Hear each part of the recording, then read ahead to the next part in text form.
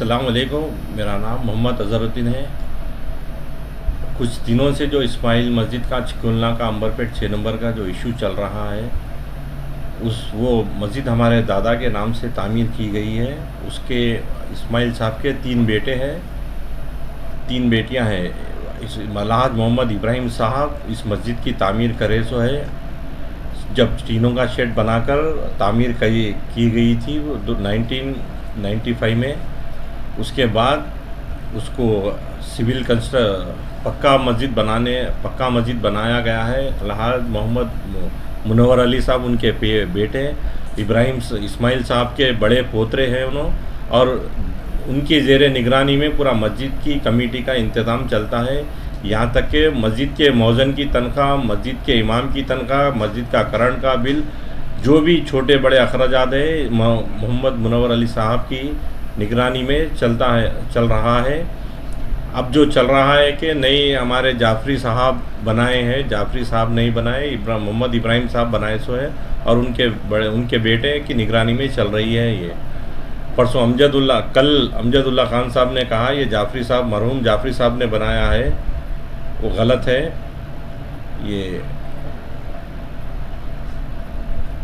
ये मस्जिद अलहाज मोहम्मद इब्राहिम साहब तामीर करे हैं 1995 के अंदर, जो टीनों के शेड में मस्जिद बन के चल रही थी।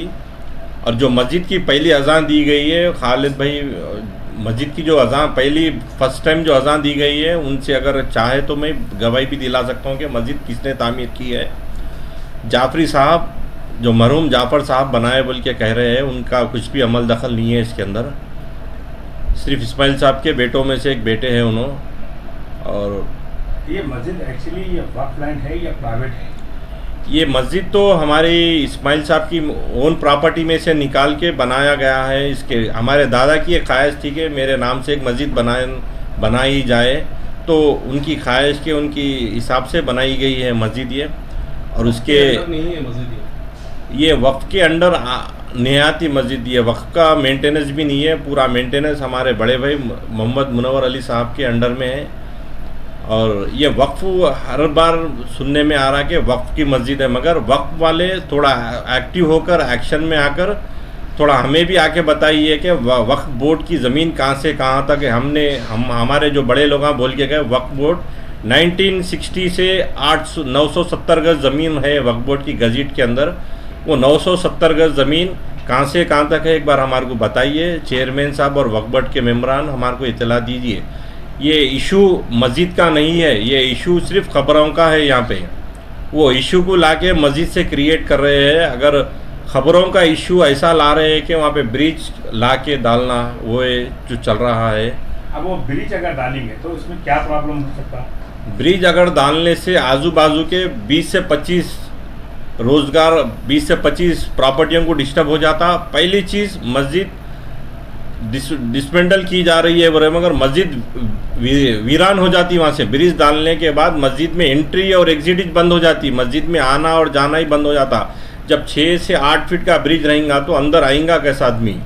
आना और जाना बहुत मुश्किल हो जाता। मस्जिद का जो प्लान है उसमें ब्रिज आने के बाद मस्जिद को रास्ता ही नहीं है, एंट्री भी नहीं है। और मस्जिद के सामने जो सब रोड है, वो रोड से भी फिर क्रॉस में और एक अंदर एक ब्रिज जाने वाला है। मस्जिद पूरी तरफ से ब्रिज के अंडर में आ जाएंगी और मस्जिद को रोड नहीं रहेंगी। तो आपका जो मसला है वो ब्रिज नहीं आना, सब रोड बनाना। हाँ, अगर वो ब्रिज अगर हटा दिया जाएगा तो खबर को जिस तरीके से सिक्योरिटी चाहिए, RNB वाले हों दो, GHMC वाले हों दो, रोड कंस्ट्रक्शन वाले भी बोल रहे कि खबर को आप जिस तरह से कंस्ट्रक्शन करना चाह रहे हैं, अगर आप RCC वाल भी अगर बनाना चाह रहे तो हम बना के आपको सिक्योरिटी करके देंगे खबर के बाजुक से। और थोड़ा मस्जिद के थोड़ा सीढ़ियाँ डिसमेंटल कर दिए तो आराम से बड़ी 20 फीट की रोड निकल कर आती है। मस्जिद के लिए भी वे हो जाता और आजू बाजू वालों के लिए भी सहूलत हो जाती है। अब जो मस्जिद को डैमेज करने वाले, शहीद करने वाले, मस्जिद को 1% भी अगर ब्रिज बनेगा तो कहीं कोने से भी मस्जिद 1% भी डैमेज नहीं होंगी। मस्जिद डैमेज होना बोले तो अगर सब रोड निकाले तो सिर्फ सीढ़ियाँ जाएंगे। मस्जिद जहाँ नमाज पढ़ते और जहाँ नमाजियाँ रहते उसको कहीं भी डिस्टर्ब नहीं होगा।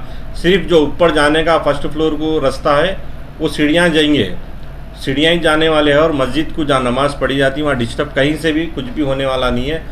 वक्फ बोर्ड ज़रा आए, वक्फ बोर्ड अपनी तरफ से थोड़ा इंटरेस्ट बताकर, ये जो लोगों के दिलो दिमाग में गलत फैमिली चल रही है कि मस्जिद तोड़ी जा रही है, मस्जिद को डिसमेंटल करा जा रहा है।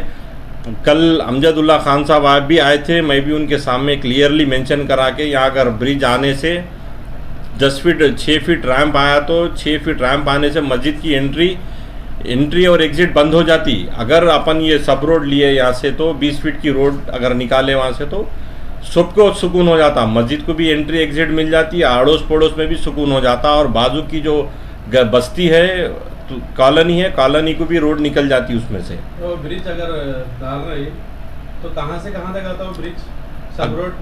अगर ये मेन ब्रिज के बाद फिर ये अगर ब्रिज डाला जाएगा तो ये सलवा गार्डन के आगे से आके सेंट पॉल स्कूल कने आके उतरने वाला है ये ब्रिज, और वो बस्ती के आने वालों की भी रोड नहीं रहेंगी। हम इसके बाजू की रहने वाले हैं, हमारी प्रॉपर्टी में से आना और जाना भी बहुत मुश्किल हो जाएगा, और बाजू के किराएदारों को भी जो भी। ब्रिज पिलरों के साथ आ रहा है या तो कुछ मट्टी डाल के बना रहे? नहीं, साइड से पिलर बना के उसके ऊपर रैम्प डाल के कुछ ऐसा लेने वाले हैं। वो 15 से 18 फीट का गाला रहेगा उसके अंदर, उसके ऊपर से ब्रिज आने वाला है।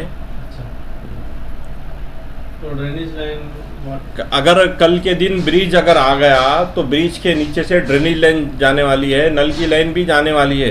इन फ्यूचर कल प्रॉब्लम अगर आया तो ड्रेनेज लाइन या नल की लाइन बस्ती वालों को तकलीफ होने वाली है, बहुत तकलीफ होने वाली है। ज़रा इसके ऊपर GHMC, बल्दिया और RNB, रोड कॉन्ट्रैक्टर जो भी है और वक्फ बोर्ड की ख़ास तवज्जो चाहता हूं मैं कि आइए आप आकर इस मसले को हल करिए। जो पब्लिक में गलत फैमिली चल रहे, गलत जो दिमाग चला रहे हैं लोग, उसको क्लियर करिए कि मस्जिद डिस्टर्ब नहीं हो रही है। मेन मुद्दा यहाँ पे खबरों का है, खबरों को सिक्योर करने के लिए चल रहा है। अगर वो 6 फीट का ब्रिज कुछ मसला हल हो सकता या गवर्नमेंट भी इन्वॉल्व होकर कुछ कर सकती है उसके लिए तो करिए, GHMC भी कुछ करिए, ऑप्शन लाइए, 6 फीट के ब्रिज को हटाए तो सबका फ़ायदा होने वाला है यहाँ पे।